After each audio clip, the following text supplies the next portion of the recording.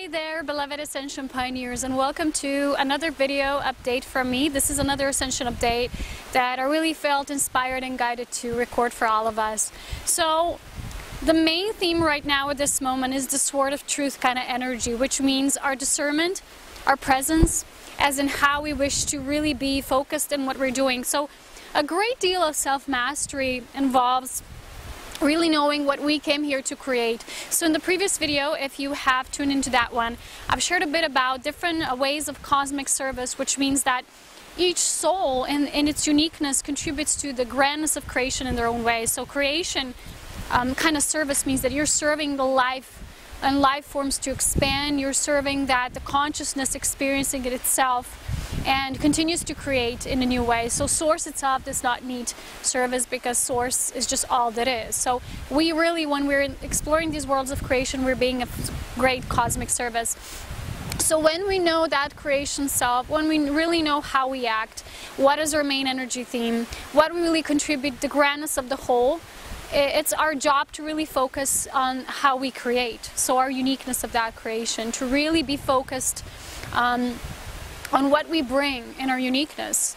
A lot of times there's different energies coming here. Maybe they will be sent to distract us a bit so that we learn this self-mastery, how to really be in our presence while also interacting with different forms. So a lot of times what we can experience is somebody might say, well, life is very simple, this is how I experience, and maybe another being will be more complex, and one person's energy will be more about anchoring power, while another energy will be more about just bringing love and compassion, which doesn't mean that the first individual would not be compassionate, but their main essence would be to really empower themselves to empower others, which means that they're really strong in how they are. So when we correspond with others, and let's say sometimes we say, well, this is just how I see it, period, and that's just how it is.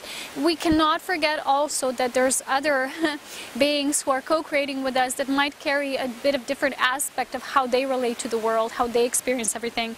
So it's important that we understand each other. So when we know thyself, we also understand through deep compassion all others.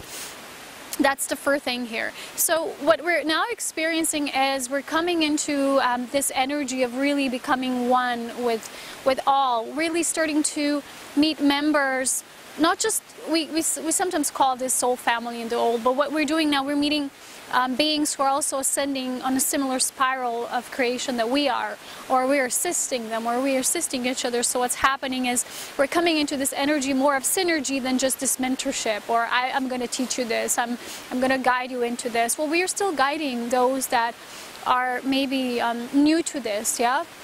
But for a lot of us, we're coming into this unison of how we will co-create together in a new way and try to find new ways, new tools. And this will be shown to us in our own life. There's nothing really to go against here. It's just a natural energy flow. So cosmic partnership versus mentorship. And recently somebody sent me an article. It was an article about the comet Lovejoy and its influence and its impact. And this is something really important because there was a lot of light codes coming from that source, and this was also in relation to the Sirius Pleiades kind of energy, and of course as well Orion. And this was called perturbation was the word, which means the impact that the comet has. But what Spirit showed me is that there's a very simple way of receiving through comets, because as you know, in creation everything serves its own purpose. We receive something through solar flares, so we receive something through gamma rays or certain cosmic rays that have their own impact. But the comets are actually bringing energy in form. So you know there's certain form that as they travel along a certain spiral, because they're not just linearly traveling, they're kind of spiraling. This is how the movement was shown to me through Spirit. So if you think of a certain trajectory of a comet, they're just like spiraling and moving outwards, and they're actually energy transfer. So they gather energy as they're moving through a certain constellation or star system, and they're actually bringing the codes. And what we're doing is when they're traveling through the galaxy, through this different constellation, they're really bringing us this synergy and unison. So we're moving from this mentorship. Earth is moving into a more of a synergistic kind of place of oneness, so that we also step up. But we need to become these caretakers as well. This is not something from now on that we will think of, you know, no more being in a mode of feeling that we need rescue, or, you know, that we perceive other beings as more like our partners, not just, they're somewhere up there and we put them on a pedestal. And this, as you know, this was also shown in the way that we're dealing with the guru kind of energy here on this planet.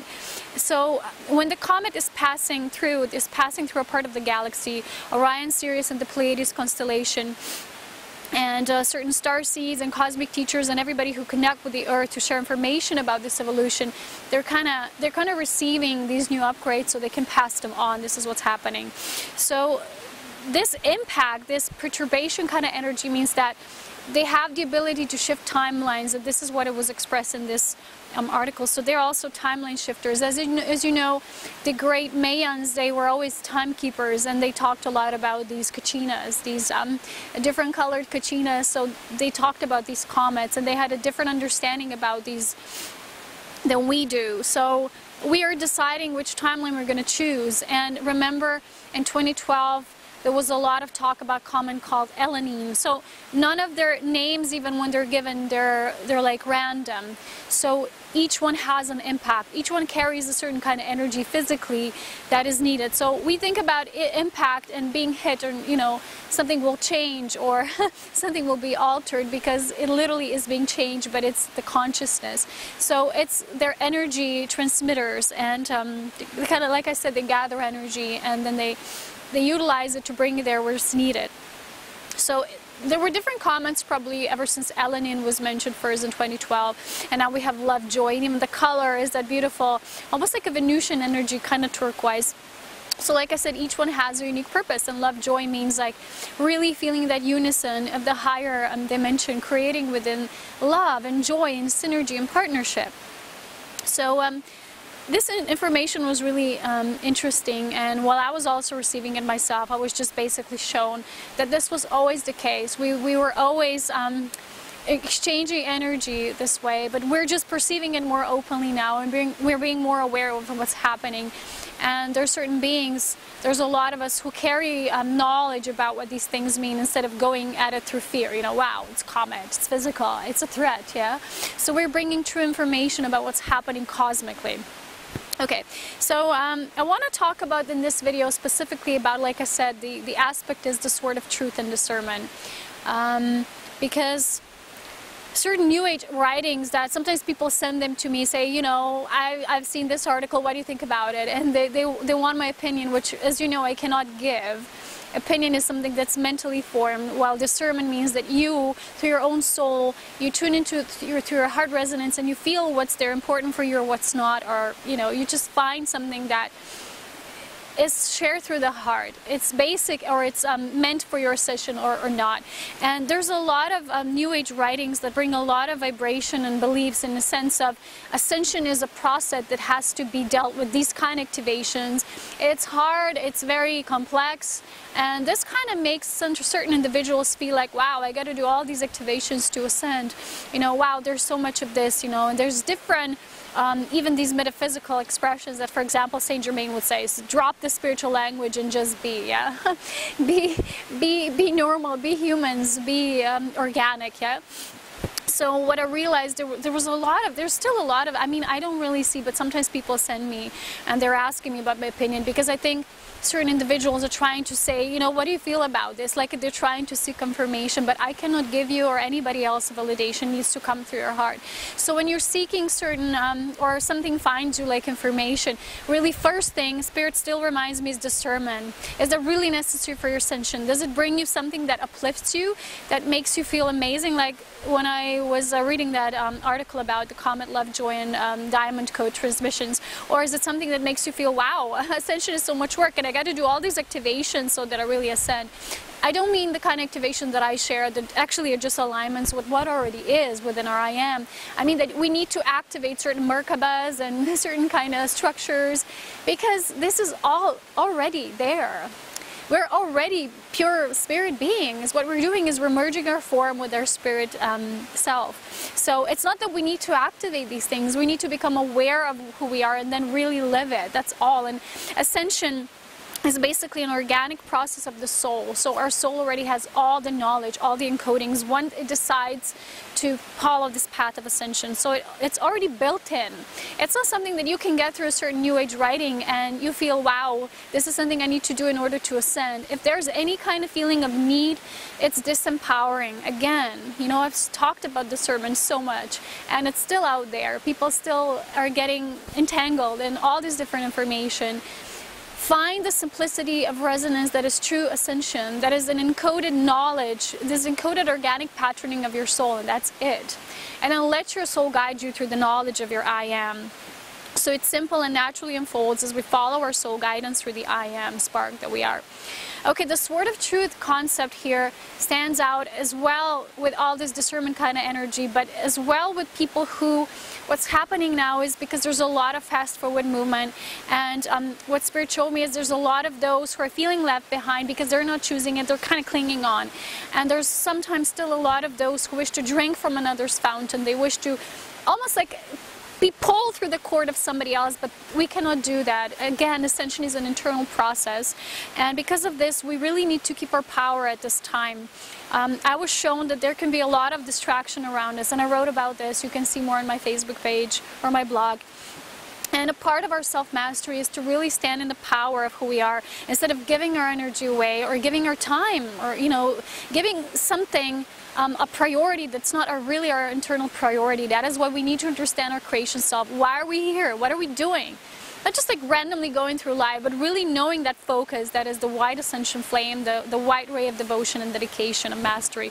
So what are the distractions in your life, and what are true things that you came here to create? These are the things that we're going to continue to ask ourselves. What is just messy, and what is really me, you know? It's one thing to have options, and another thing is to continue to be distracted by different things that maybe in the bigger picture they're not really a part of your authentic soul being. And it's learning to know your focus and be the pillar. Become the grounded, steady pillar, yeah? So hold your inner sword of truth. So what Spirit showed me is, and we'll do the short energy exercise, is the short energy exercise when you actually receive, it's already there, but you initiate yourself into really owning and holding your sword of truth. We all have it. This is this archetype of our strength, of our divine power, that we're not swayed into any other direction but our internal sword of truth, our inner knowing where we're supposed to be and that we're doing is the right thing. And when we feel a bit swayed, like in different directions, we need to come back to the center. The vortex is there for us, and we can always come either from the distracted and disentangled parts of us, or we can come back into this unification self that keeps us grounded, that keeps us pillared and rooted into what's really taking place. And we'll always see what's happening when we will stay in that center. We'll always get all the answers, yeah? Because what Spirit showed me is it no longer answer questions to others when they're trying to pull you for your attention, because they're not really seeking answers, because answers can only come from within. Sometimes people are just seeking attention. So when we are the pillars, the ascension pioneers, we need to know the difference between when somebody really comes to you for guidance, or they just come to drink out of your fountain and you just come here to kind of distract you for a while. Maybe they're a teacher in a way, yeah, but there's a difference. You will feel it whether they just want attention or they're really seeking guidance. They really wish to expand with you, and they kind of recognize that you have something to offer, you know, whether it's just something that you say that sparks up something in them and that's enough, or it's in general, you know, guidance into ascension. Either way, because what I'm noticing is not just within myself, but other people shared it with me. Let's say you give someone a service, they come to you for service, they come to you for reading, or just a different insight, and sometimes you give them and they don't resonate with it. So what Spirit shared with me is own what you're asking. Yeah, sometimes you're asking for guidance, and then it comes and then you don't want it because you're not liking what you're hearing. That's not self-mastery. Being in your mastery means being open for everything, to anything that comes. You don't have to accept it at the end, but at least be open. Don't negate it at the first time it comes to you. For example, people do free readings and then somebody doesn't like what they share, but they were the one who wanted the reading in the first place. So if you're one of those people, then it means you were the one who was you were reaching out, and you obviously wanted that something to come to you. And when it comes, if you don't like it, it means maybe you're still negating it. There's still something you're resisting, because a lot of times people do want to grow, but you know, then they're not willing to make the step forward, and then they're asking themselves what they're still having illness in their body. Why are they still having repetitive difficulties? Well, because there's something that they're not willing to move forward, and either they're judging it, either they don't want to embrace this part of themselves, but it's just there. So when you're seeking guidance, or either kind of way you're reaching out, know that what will reach you is what you intended in the first place. So it's just a ripple back to you. It's not that somebody will tell you something that you might not like and it's about them. It's maybe you're not liking what you're hearing, and that's something that wishes to be expressed and really to be embraced at that time. So that's also part of our mastery, to be open, because we can move forward if we keep like juggling everything away. You know, you say, okay, we have problems. I went to this kind of guidance. I tried this, I tried this, I tried that, and still nothing's working, because you're not doing the internal processing yet. Yeah, you're hoping something will come from the outside, but it won't. Not in the new energy, no way.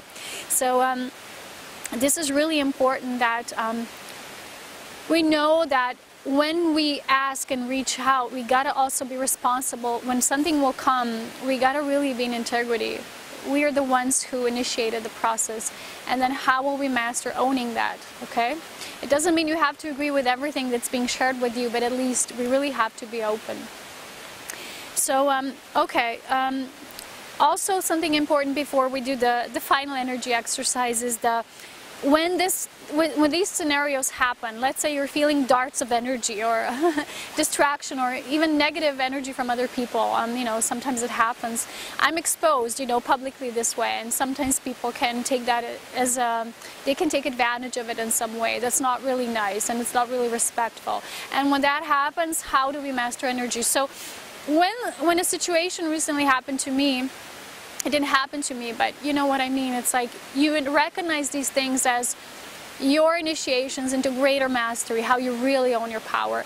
And what Spirit showed me is that a lot of times, if, let's say it's an individual that is creating a certain falling out, and they're really not being respectful, or whatever it is, a lot of times we can't only work on the surface of words. We say, okay, speak up your truth, stand up for yourself. With certain beings, words are not enough, because they're not at the level that they can receive and understand. Their understanding is still not open, so we're just wasting our time and energy trying to explain or defend. This is old. In the new, a true master, what we do is we work on deeper levels, which is you work with energy first. So what Spirit showed me is the simple exercise. When you feel some energies directed towards you that you feel you're not going to accept it. You won't compromise. This is something you will absolutely not take into your sacred space. Imagine everything you are is your sacred space. You know, the great Shakespeare said, all the world is the stage, and we're merely players, yeah? And what it was meant here is that everything around us is what we choose to create, or either still accept and invite into our reality. So we're the responsible ones, we're the players. We're the ones. Everything comes from us. Doesn't mean that if it's an external energy that we created it, but if we are accepting it, allowing it, it's still us who are doing that. So I was shown recently that if something comes, instead of always feeling the need to talk to somebody, to express with words, because a lot of times, again, discernment comes into play. Sometimes it is. You will feel which beings you can talk to about these certain things and where you can stand up with words. But with certain individuals, that's not even possible, because they're not even at the level that they will take that. You know, especially if they're showing complete disrespect, there's no kind of words you can say that will change them, yeah? So what you're doing is you're working with the greater level, with mastery energy here. And Spirit showed me that there's this energy that's really not really functional, that's more like dysfunctional energy and distractive energy, or even hurtful energy, whatever it is. You're the one who's directing that energy. You can feel it coming towards you and you don't like it. It's something that you no longer accept. And what you do is you move firmly into your being and you say, no, thank you, but no, I do not accept. And you send that energy back with love, with compassion, with great understanding, because you're not doing anything negative. You are a sovereign being. You decide what you will create. That's the whole thing. You're not directing that back at the other person, because that's just theirs. It comes back. They're the ones who need to be in their own integrity for what they've been sending out to you, yeah? So if there's something that you feel it's continuously happening and you haven't yet found the way to own it, or to really, a lot of people even don't know how to say no. So learn to say no internally first and feel, how does it feel? How does saying no feel? How does it feel to be so in your power? Feel that thing and then say, no, thank you, not accepted. And then create your own kind of vision, what, you know, with certain individuals or certain kind of energies, maybe you'll create a gateway, maybe you'll create a door that's closed or whatever. Just ask your spirit. Your soul works with your I am, through your I am, pardon me. And you always know, just trust that guidance. And trust that it's the highest authority and it's good and for the greater good. So when you're refusing it, you're not doing anything negative. You're just saying, no, thank you. That's not in resonance with me. It's not accepted. Sorry. No, thank you. And with love and compassion, send it back. Doesn't need to be that, oh, you know, I don't like it. Oh, you know, oh. Through love, of course. But with power also. No, thank you. Not accepting. And if it's something beautiful, you know, yes, invite it in, because a lot of people also, they don't know how to accept when it's something beautiful. When abundance comes, when people give you compliments, when people give you great compassion and understanding, invite that in as well and say, yes, thank you, I accept. Same thing. For some it's harder one way, for some the other way probably, and it's just it. That's what we're doing. We're mastering ourselves. So for those of us who are really choosing this path and really feel it, these are the things that are going to continue to come up, and this is how we'll transform the old energy and really move into the new. So the dragon energy comes into play here when this happened. When I was being initiated in this, the Spirit said, call your dragon, yeah? And I've shared with you my dragon's name. And then I just said that name. I was climbing towards the hill where I live. And then I felt this hot energy that I always feel with dragon energy. And they said, well, we created the dragon. So we created them as an aspect of ourself that is power. They represent this power. So you can almost see the dragon putting the flames, burning flames out. And again, that's not to destroy, it's to transform. Like the fire energy transforms. So if something you don't accept and you feel you also need something stronger, you can work with the dragon energy as well, because dragons are just aspects of us. Everything, every being, every particle was created. We created it for a reason, and when we understand the exact purpose of that creation, we will know how to work with it without any kind of feeling bad about it or misunderstanding or misusing it or manipulating with that energy. We will work with it through love. And that's why those of us who have the knowing of these things, why certain aspects of creation are that way, why do they serve and how, we bring that knowing so that we can once again move and work with synergy, not to control, manipulation, demands, attachments, and all of that. And, you know, seek and you'll find. Become that, you know, what you seek. So, also the energy that really came strongly at the beginning of last week when I was a bit absent, was that I had a really beautiful dream about lightnings. Lightnings are always a symbol of spiritual transformation when you're being upgraded. Your energy is raising up. So there was these beautiful, amazing, huge lightnings. They were a violet color. And at the beginning, you know, when I have lightning dreams, I always know what they're about. But at the beginning, I'm always a bit scared in these dreams, like, wow, lightnings, and then I just surrender. So the message is always about the energy flows through you. Don't fear that energy, whatever it is. Embrace it. Really deeply embrace it. Then what happens at the dream is I'm just conducting the energy. So the lightnings go through me and I'm one with them. And this again is something we're learning about energy, and this is how we're mastering.